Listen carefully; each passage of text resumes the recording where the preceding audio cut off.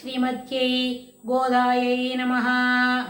இன்னைக்கு திருப்பாவையில் 22வது பாசுரம் பார்க்கலாம். அங்கண்மாஞாலத்தரசர் அபிமான பங்கமாய் வந்து நின் பள்ளிக்கட்டிற்கீழே சங்கமிருப்பார் போல் வந்து தலை பெய்தோம். கிங்கிணிவாய் செய்த தாமரை பூ போலே செங்கண் சிறிதே எம்மேல் விழியாவோ. திங்களும் ஆதித்யனும் எழுந்தாற்போல் அங்க நிரண்டும் கொண்டு எங்கள் மேல் நோக்குதியேல். எங்கள் மேல் சாபம் விழிந்தேலோர் எம்பாவாய். அங்கண்மாஞாலத்தரசர் அபிமான பங்கமாய் வந்து நின் பள்ளிக்கட்டிற்கீழே சங்கமிருப்பார் போல் வந்து தலை பெய்தோம். கிங்கிணிவாய் செய்த தாமரை பூ போலே செங்கண் சிறிதே எம்மேல் விழியாவோ. திங்களும் ஆதித்யனும் எழுந்தாற்போல் அங்க நிரண்டும் கொண்டு எங்கள் மேல் நோக்குதியேல். எங்கள் மேல் சாபம் விழிந்தேலோர் எம்பாவாய். இந்த பாசுரத்தில் ஆண்டாள் தன்னை எப்படி பார்க்கணும், ஸ்ரீகிருஷ்ணர் தன்னை எப்படி பார்க்கணும் அப்படின்றத தெரியப்படுத்துகிறார். அதாவது அங்கண்மாஞாலத்து, அதாவது அழகியது, சிறப்பானது. இந்த உலகத்தில் இருக்கிற பெரிய பெரிய ராஜாலாம் அபிமான பங்கமாய், அபிமானம், தனக்கு சுவாதந்திரியம் பெருசாக இருக்கிறது, தானே சிறப்பானவன், அரசர்கள் எல்லாம் என்னோட பலத்தினால தான் ராஜ்யத்தை நான் பரிபாலனம் பண்ணிட்டு இருக்கேன், என்னோட பலத்தினால தான் இந்த போரில் எனக்கு வெற்றி கிடைச்சது அப்படின்னு இருக்கும். அந்த மாதிரி எண்ணம் இருக்கிற அபிமான பங்கமாய் சங்கம் இருப்பார் போல் நின் பள்ளிக்கட்டிற்கீழே வந்து தலை பெய்தோம். சங்கம் அப்படின்னு சொன்னால் கூட்டம் அப்படின்னு அர்த்தம். அப்படி அந்த சங்கம் என்று சொன்னால் பெருமாளை திருப்பள்ளி எழுச்சி பாடும்பொழுது எப்படி சொன்னால் வானரர், வானவர், சாரணர், கந்தர்வர், கிம்புருடர், கிண்ணறர்கள் அப்படின்னு எல்லாரும் வந்து பெருமாளோட கிழக்கு பக்கத்தில் பெருமாள் கதிரவன் குணதிசை சிகரம் வந்தணைந்தான்னு ஆழ்வார் பாடும்பொழுது எல்லாரும் அவாவா கூட்டத்தில் வந்து நிற்கிறா. பெருமாளோட என்ன பண்ணுறா, இந்திரன் வரான், அவளோட கூட்டத்தில் இருக்கிறவா வந்திருக்கா, அப்புறம் வந்து பெரிய யானையில் வந்திருக்கா அப்படின்னு சொன்னால் அவாவா ஒரு கூட்டமாக வந்து பெருமாள் கண்ணை திறக்கும் பொழுது கிழக்க பார்த்து பெருமாள் பார்க்கச்சே இவாளும் கிழக்க பார்த்து நின்று பெருமாள்கிட்ட சேவிச்சுக்கிறதுக்கு வந்திருக்கா அப்படின்னு சொல்கிறார். என்ன எல்லாரும் கிண்ணறர், கிம்புருடர், அப்புறம் வந்து கந்தர்வர், அப்புறம் என்ன பாட்டு பாடுறவா நாரதர், அப்படி எல்லாரும் வந்து ஒரு சங்கம் இருந்து பெருமாள் முன்னாடி வந்து வரிசையாக நிற்கிற மாதிரி அவருடைய முன் மண்டபத்தில் எல்லாரும் எப்படி காத்துன்னு இருக்கா, பெருமாள் எப்போ கண்ணை திறப்பார், கண்ணை திறந்தவுடனே திருப்பள்ளி எழுச்சி நம்ம பார்க்கணும். அது எப்படி சங்கம் இருப்பார் போல் அது ஒரு கூட்டமோ அதுபோல் இங்கே என்ன பண்ணியிருக்கா, எல்லா ராஜாவும் உன் பள்ளிக்கட்டிற்கீழே நீ படுத்துட்டு இருக்க கட்டிலுக்கு கீழே வந்து உன்னை வந்து மகாராஜாவாக இருந்து அவள்லாம் சிற்றரசராக இருந்து உன் கீழே தொண்டு செய்யணும், நீ சொல்கிறக்கூடிய கட்டளைகளை சிறமேற்கொண்டு நடத்தணும் அப்படின்னு வந்து இருக்கா. ஆனால் அவன் என்ன சொல்கிறா, சிற்றரசர் ஒரு பகுதியை நீங்கள் பார்த்துக்கோங்க அப்படின்னு பெருமாள் சொன்னால் கூட அவன் என்ன சொல்கிறா, வாண்டா நான் உங்கள்கிட்ட உன்னோட பள்ளிக்கட்டிற்கீழே வந்து தலை பெய்தோம், உன்னுடைய கட்டிலுங்கீழே வந்து இருக்கோம்னு.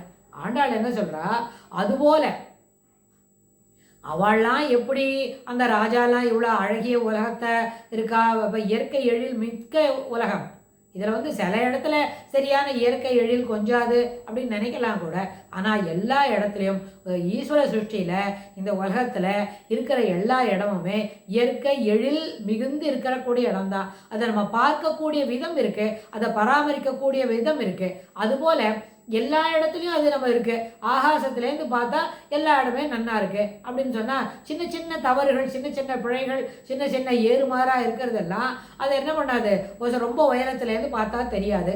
அதுபோல் அவள்லாம் எப்படி இருக்காளோ அதுபோல் நாங்களும் இங்கே வந்தோம் அப்படின்னு. இதில் ஒரே ஒரு வார்த்தை, இது என்ன, பெருமாள் கிட்ட வந்து நின்றாதான் நம்மளுக்கு அனுகிரகம் கிடைக்குமா, இல்லாட்டா கிடைக்காதா, பெருமாளுக்கு எதுவும் ரெஸ்ட்ரிக்ஷன்ஸ் உண்டா அப்படின்னு கேட்டால், இப்போ நம்ம முன்னாடி சொன்னோமே கந்தர்வர், கிண்ணறர், கிம்புருடர், அப்புறம் வந்து இன்னும் எல்லாரும் வானவர் அத்தனை பேர் 33 கோடி தேவர்களும் நாரதர் எல்லாரும் வந்து நின்றுருந்தா கூட எல்லாரும், அப்புறம் அவளோட வாகனங்கள்லாம் வந்திருக்கு, விடை வந்திருக்கு, அப்புறம் வந்து மயில் வந்திருக்கு முருகரோட கூட அப்படின்னு சொன்னால் இவா எல்லாரும் வந்திருக்காளே, இதில் பெருமாளுக்கு ஏதான வித்தியாசம் இருக்குமா அப்படின்னு கேட்டால் இல்லை, எல்லாரும் ஒன்று தான், எல்லாருக்கும் ஒரே போல் திருக்கடாட்சம் தான், ஒரே போல் அனுகிரகம் தான். அதில் எந்த அனுகிரகத்தில் குறை அதிகம், பர்சன்டேஜ் அதிகம் குறைவு அதெல்லாம் அங்கே கிடையாது.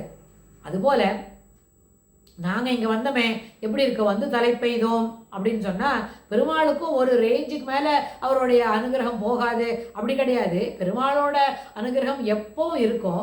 ஆனால் நம்மளுக்கு சுவாதந்திரியம், எல்லாம் நானே பார்த்துப்பேன், எல்லாம் எங்கிட்டே இருக்கு, நான் சொன்னால் தான் கேட்கும் அப்படின்னு சொல்லி அந்த ஒரு துளி அளவுக்கு நம்மளுக்கு கனம் இருக்குது அப்படின்னு சொன்னால், அந்த கனம் இருக்கிறதுனால பெருமாளோட விழிப்பார்வைகளோட அந்த ரேஞ்சுக்குள்ளே அதுக்குள்ளே நம்ம வரமாட்டோம். அது நம்மளை தடுத்து நின்றுது. இப்போ அதெல்லாம் போச்சு. ஆனால் என்ன பண்ணோம், உன் பள்ளிக்கட்டிற்கேயே வந்து தலை பெய்தோம். சரி வந்துட்டோம், எதுக்கு இவ்வளோ தூரம் வந்தகன்னு சொன்னால், நீ அழகாக முள்ளத்தை கண்ணு திறந்து எங்களை பார்க்கணும். கிங்கிணிவாய் செங்கண் சிரித்திரிதே எம்மேல் விழியாவோ. இந்த தாமரை பூவில் சூரியன் உதிக்கும் பொழுது எப்படி ஒரு இதழாக விரியும், முள்ள விரியும். அது எப்படி சின்ன சின்ன சிமிழ் போல விரியறதோ அதுபோல் உன்னுடைய திருக்கண்களை மெதுவாக திறக்க வேண்டும். ஒரு சின்ன வார்த்தையில் சொல்லணும்னா ஸ்லோ மோஷனில் திறக்கணும். பெருசாக ஏன் அப்படி ஸ்லோ மோஷனில் இருக்கணும், நான் என்னோட கண்ணை எப்படி எனக்கு முடியுமோ அப்படி திறக்கிறேனே அப்படின்னு பெருமாள் சொன்னால் கூட ஏன் அப்படி சொல்லணும், ஏன் முள்ள விழிக்கணும் அப்படின்றதுக்கு ஆண்டாளே அங்கே ஒரு வார்த்தை சொல்கிறா. அப்படின்னு சொன்னால், நீ கண் விழிக்கிற அழகு இருக்கே அதை பார்த்து துளி துளியாக நாங்கள் அந்த அழகை பருகிக்கணும். ஒரே சமயத்தில் மொத்தமாக எடுத்துக்கிறது காட்டிலும் துளி துளியாக விழிக்கணும் அப்படின்னு சொல்கிறா. அந்த விழியை மெல்ல திறக்கணும். கிங்கிணிவாய் தாமரை பூ போலே செங்கண் சிறிதே எம்மேல் விழியாவோ.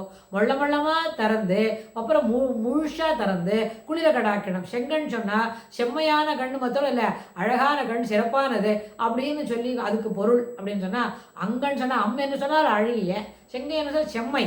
அதாவது ஒரு இதெல்லாம் பண்பு தொகை இருக்குது. தமிழ் இலக்கணம் பற்றி சொல்லணும்னா இதில் இன்னொரு கூட நம்ம இங்கே உள்ளுக்குள்ள பெரிய சந்தோஷம் மகிழ்ச்சி என்ன கிடைக்கும்னு கேட்டால், 5 வயசு குழந்தை தான் அவள், ஷீ இஸ் ஒன்லி 5+ அப்படின்னா 5 வயசு குழந்தைக்கு எப்படி தெரிஞ்சிருக்கு, தமிழ் இலக்கணம் தெரிஞ்சிருக்கு, பண்பு தொகை அதெல்லாம் கூட அந்த பாசனத்தில் இருக்கு.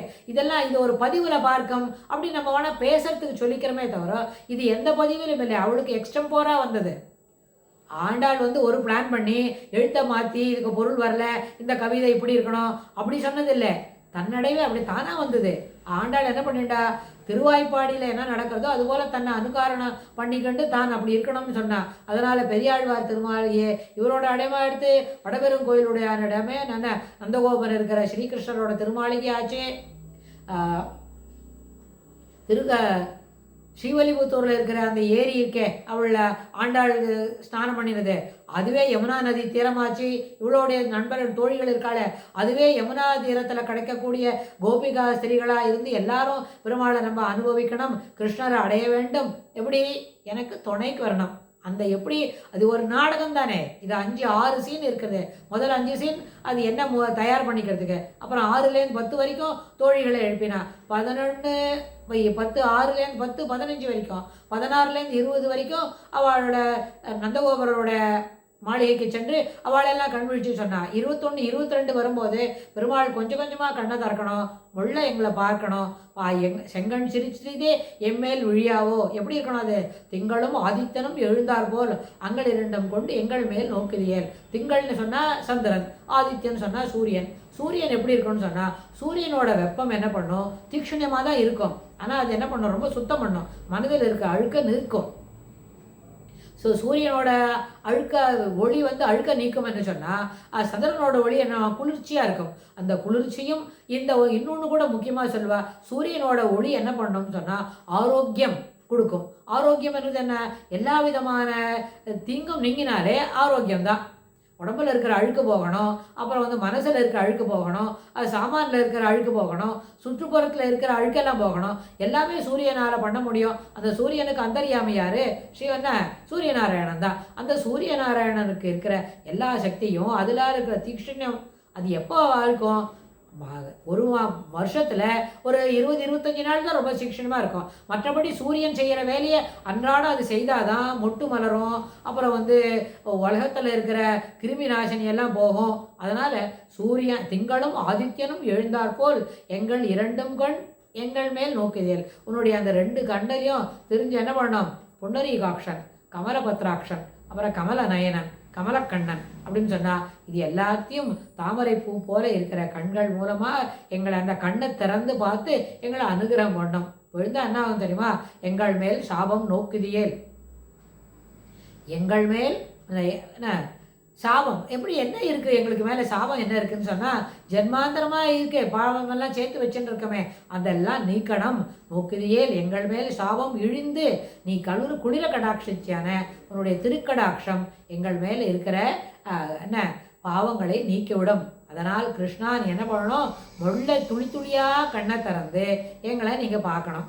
எங்கள் இத்தனால ஏன் உங்ககிட்ட வரல, உன்னுடைய கண் பார்வை உன்னுடைய அனுகிரகம் என்ற பார்வையோட அந்த இதுக்குள்ளே ஏன் நான் வரலன்னா, எனக்கு சுதந்திரியம், நானே என்னை பார்த்துக்க முடியும், எல்லாமே எனக்கே செய்ய தெரியும் அப்படின்ற அந்த ஒரு எண்ண ஓட்டத்தில் இருந்ததுனால உன்னுடைய பார்வையை பெற்றுக்கொள்ள வேண்டிய பாக்கியம் குறைவாக இருந்தது. இப்போ அதெல்லாம் மாட்டிட்டு என்ன பண்ணோம், உன்னுடைய அபிமான பங்கமாய் ஒரு பள்ளிக்கட்டுக்கீழே வந்து தலை பெய்தோம். இங்கே வந்து தலையை சாய்ச்சிக்கிட்டு உன் கீழே இருக்கம், உன் திருவடி வாரத்திலே இருக்கம்னு சொல்லி வந்ததுனால நீ சிறிது சிறிதாக கண்களை விழித்து எங்களை நோக்க வேண்டும், எங்கள் மேல் இருக்கக்கூடிய இந்த பாவங்கள் நீங்க வேண்டும் அப்படின்னு ஆண்டாள் இந்த பாசுரத்தில் பிரார்த்திக்கிறார். பெருமாள் அதுக்கு அனுகிரகம் பண்ணுறார். இந்த பாசுரத்தோட சிறப்பான கருத்துக்களை இதனோட தொடர்பாக இருக்கிற அடுத்த எபிசோடில் பார்க்கலாம். ஆண்டாள் திருவடிகளே சரணம்.